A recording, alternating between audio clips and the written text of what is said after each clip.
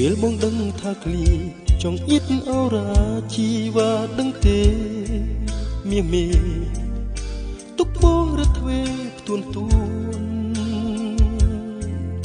តាំងព្រុងស្ទើបែកបងស្រង់ទឹកភ្នែកដោយមិន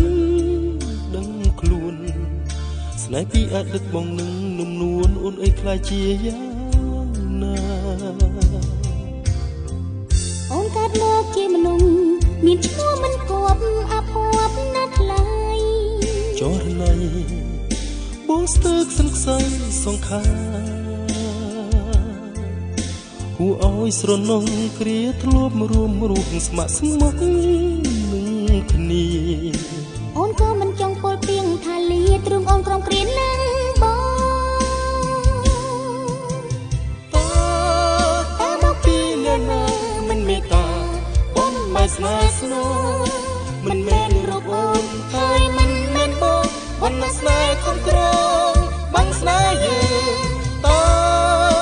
មកពីអ្នកណាមិនមេត្តាបងមិនស្នេហ៍ស្នូមិនមែនរកអូនហើយមិនមែនបងវណ្ណស្នេហ៍ខំក្រង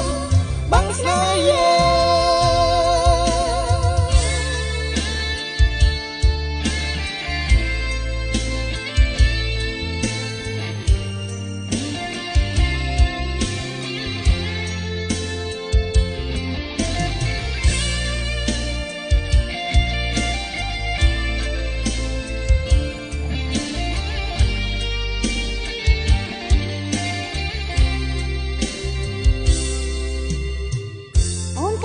ជាមនុស្ស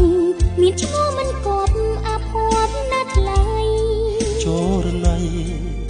បងស្ទើខ្សឹងខ្សៃសងខាគួរឲ្យស្រនងគ្រាធ្លាប់រួមរស់ស្ម័គ្រស្មោះ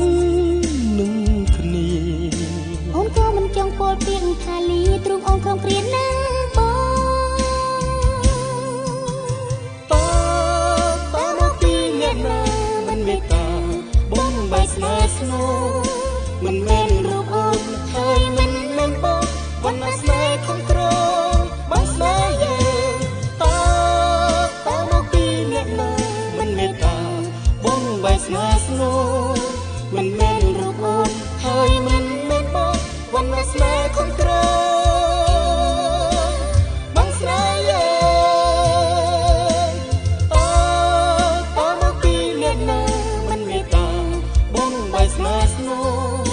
មិនមែនរូបអូនហើយមិនមែនបងវណ្ណស្នេហ៍ខំក្រ